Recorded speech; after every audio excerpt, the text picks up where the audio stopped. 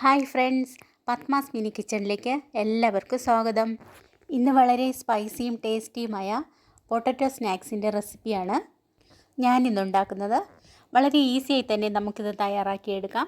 School വിട്ട് വരുന്ന സമയത്ത് ചായയോടൊപ്പം ഒരു ഈവനിങ് സ്നാക്സായി കുട്ടികൾക്ക് കൊടുക്കാം. അധികം ഇൻഗ്രീഡിയൻസ് ഒന്നും വേണ്ടാത്ത പൊട്ടറ്റോ സ്നാക്സിൻ്റെ റെസിപ്പി എങ്ങനെയാണെന്ന് നോക്കാം. ഇതിനു വേണ്ടി 2 പൊട്ടറ്റോ കഴുകി വൃത്തിയാക്കി കട്ട് ചെയ്തെടുത്തു.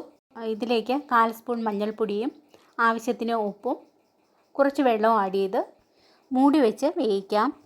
വേവിച്ചെടുത്ത ഉരുളൻകിഴങ്ങ് ഇതുപോലെ നന്നായി സ്മാഷ് ചെയ്തെടുക്കുക.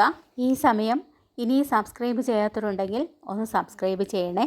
ഫ്രണ്ട്സിനും റിലേറ്റീവ്സിനും ഷെയർ ചെയ്യാനും മറക്കരുതേ.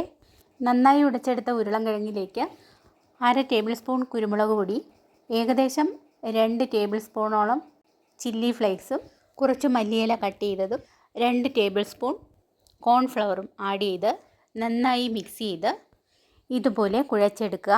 കുഴച്ചെടുക്കുമ്പോൾ പ്രത്യേകം ശ്രദ്ധിക്കുക, വെള്ളം ചേർക്കാതെ വേണം കുഴയ്ക്കേണ്ടത്. ഉപ്പ് ചേർത്താണ് ഉരുളൻകിഴങ്ങ് വേവിച്ചത്, അതുകൊണ്ട് വീണ്ടും ഉപ്പിടേണ്ട ആവശ്യമില്ല.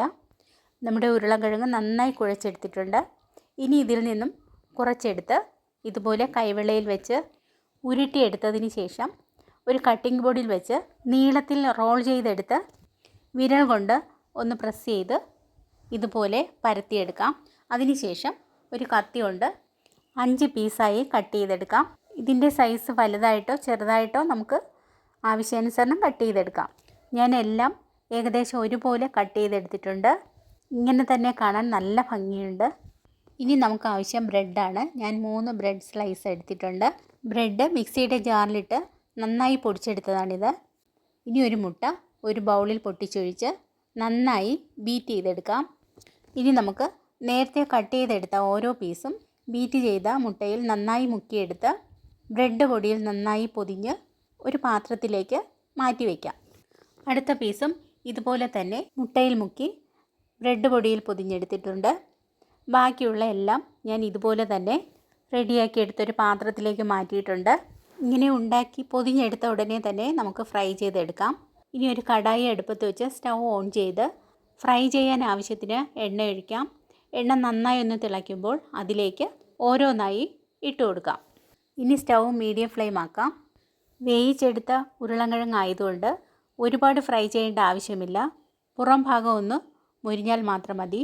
അതുകൊണ്ട് മീഡിയം ഫ്ലെയിമിലിട്ട് പെട്ടെന്ന് വറുത്ത് കോരിയെടുക്കാം. ഒരു സൈഡ് നന്നായി ഫ്രൈ ആകുമ്പോൾ മറിച്ചിട്ട് മറു സൈഡ് നന്നായി ഫ്രൈ ആയി ഒരു ഗോൾഡൻ ബ്രൗൺ ആകുമ്പോൾ എണ്ണയിൽ നിന്നും കോരിയെടുക്കാം. ആദ്യം ഇട്ടത് റെഡിയായി നല്ല ക്രിസ്പിയായി വന്നിട്ടുണ്ട്. അധികം എണ്ണ കുടിക്കാത്ത ഒരു സ്നാക്സാണിത്. ബാക്കിയുള്ളവയും ഇതുപോലെ തന്നെ നമുക്ക് ഫ്രൈ ചെയ്തെടുത്ത് മാറ്റി വയ്ക്കാം. ഈ പൊട്ടറ്റോ സ്നാക്സ് അകം സോഫ്റ്റും പുറം ക്രിസ്പിയും ആയിട്ടാണ് ഇരിക്കുന്നത്. വളരെ സ്പൈസിയും ടേസ്റ്റിയുമാണ്. ഇതെല്ലാവർക്കും ഇഷ്ടപ്പെടുന്ന ഒരു സ്നാക്സാണ്.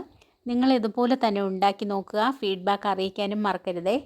വളരെ സ്പൈസിയും ടേസ്റ്റിയുമായ നമ്മുടെ പൊട്ടറ്റോ സ്നാക്സ് ടൊമാറ്റോ സോസിനോടൊപ്പം കഴിക്കാൻ സൂപ്പറായിരിക്കും. കുട്ടികൾക്ക് ലഞ്ച് ബോക്സിൽ കൊടുത്തുവിടാനും നല്ലതാണ്. ഈ റെസിപ്പി നിങ്ങൾക്ക് ഇഷ്ടമായോ? ഇഷ്ടമായെങ്കിൽ സബ്സ്ക്രൈബ്, ഷെയർ, ലൈക്ക്, കമൻറ്റ് എന്നിവ ചെയ്യണേ. ബെൽ ബട്ടൺ കൂടി ക്ലിക്ക് ചെയ്യണേ. നാളെ പുതിയൊരു ഈസി റെസിപ്പിയുമായി വരുന്നതാണ്. അതുവരെ എല്ലാവർക്കും ഗുഡ് ബൈ.